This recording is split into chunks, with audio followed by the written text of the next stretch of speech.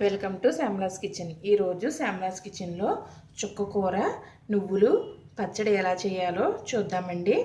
నేను ఇక్కడ ఒక కట్ట చుక్క కూర తీసుకుని శుభ్రంగా ఒలుచుకుని కడిగి పెట్టానండి. ఇది 4 స్పూన్లు నువ్వులండి.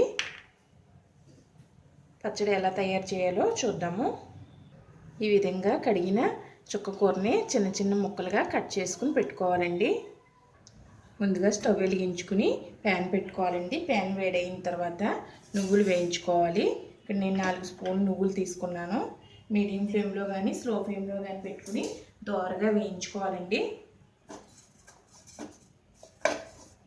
నువ్వులు దోరగా వేగిపోయాయండి. లైట్గా కలర్ మారినాయి కదా. ఇప్పుడు ఇవి ఒక ప్లేట్లోకి తీసుకుని చల్లారి పెట్టుకోవాలి. ఇప్పుడు అదే ప్యాన్లో 1/2 టీ స్పూన్ ఆయిల్ వేసుకోవాలండి. ఆయిల్ వేడెక్కిన తర్వాత ఎండుమిర్చి వేయించుకోవాలండి. మీ స్పైసీనెస్కి తగ్గట్టుగా వేసుకోవాలి. ఎండుమిర్చి మీరు ఎంత కారం అయితే తినగలరో అంత వేసుకోండి.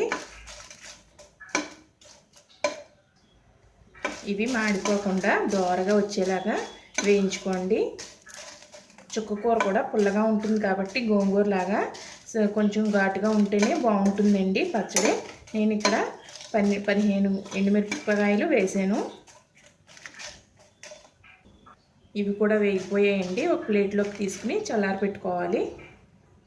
ఇప్పుడు మళ్ళీ 2 స్పూన్ల ఆయిల్ వేసుకోవాలండి. ఆయిల్ వేసుకున్న తర్వాత వేడెక్కాలి. వేడెక్కిన తర్వాత చుక్క కూర వేయించుకోవాలండి.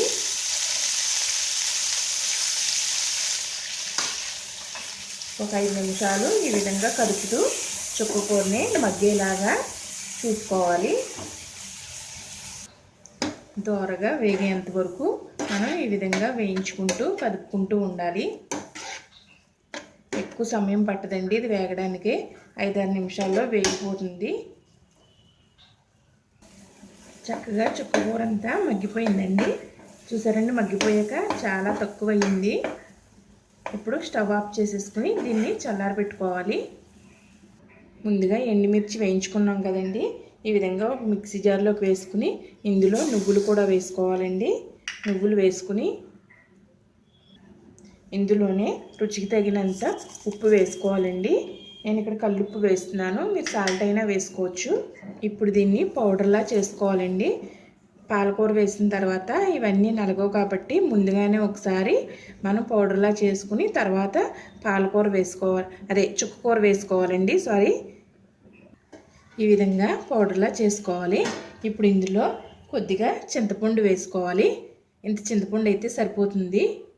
అదేవిధంగా ముందుగా వేయించి పెట్టుకున్న చుక్క కూరను కూడా వేసుకుని మనం మెత్తగా గ్రైండ్ చేసుకోవాలి. ఈ విధంగా గ్రైండ్ చేసుకోవాలి మెత్తగా. చాలా టేస్టీగా ఉంటుందండి. ఇప్పుడు దీనికి పోపు వేసుకుందాం. మళ్ళీ స్టవ్ వెలిగించుకుని ప్యాన్ పెట్టుకోవాలండి. నేను అదే ప్యాన్ పెట్టుకున్నాను, అంటే ఇందులోనే వేయించుకున్నాం కాబట్టి ఫ్లేవర్ అంతా దానికి ఉంటుందండి. అందుకని నేను అదే ప్యాన్ యూజ్ చేస్తున్నాను. ఇందులో 2 స్పూన్ల ఆయిల్ వేసుకోవాలి. ఆయిల్ వేడెక్కిన తర్వాత వెల్లుల్లి వేసుకోవాలి. ఒక 10 వెల్లుల్లి రెబ్బలు వేసుకోవాలి, చితకొట్టుకుని వేసుకోవాలండి.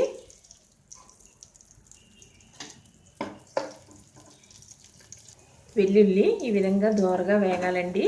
కలర్ మారేంత వరకు వేయించుకోవాలి. ఇప్పుడు పోపు దినుసులు సాయమినపప్పు, జీలకర్ర, ఆవాలు వేసుకుని వేయించుకోవాలి. అలాగే 2 ఎండుమిర్చి, కొద్దిగా కరివేపాకు కూడా వేసుకుని వేయించుకోవాలి దోరగా. పోపు వేగిన తర్వాత 1/2 టీ స్పూన్ పసుపు వేసుకుని అటు ఇటు కలుపుకోవాలి. ఇప్పుడు మనం ముందుగా రెడీ చేసుకున్న పచ్చడిని పోపులోకి వేసుకోవాలండి. మనం ఈ పచ్చడి రుబ్బుకునేటప్పుడు అవసరాన్ని బట్టి కొద్దిగా గోరువెచ్చని వాటర్ వేసుకుని రుబ్బుకోవచ్చండి. మనం ఇదే పచ్చడి రోట్లో అయినా చేసుకోవచ్చు. రోట్లో ఇష్టం ఉన్న వాళ్ళు రోట్లో చేసుకోవచ్చు.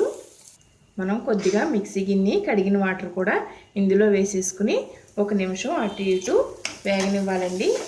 మనం స్టవ్ ఆఫ్ చేసుకోవచ్చు. ఇది వేసుకున్న తర్వాత ఈ వేడికి పచ్చడి మగ్గిపోతుంది. పుల్ల పుల్లగా కమ్మగా చాలా టేస్టీగా ఉందండి. చాలా టేస్టీగా ఉందండి పచ్చడి.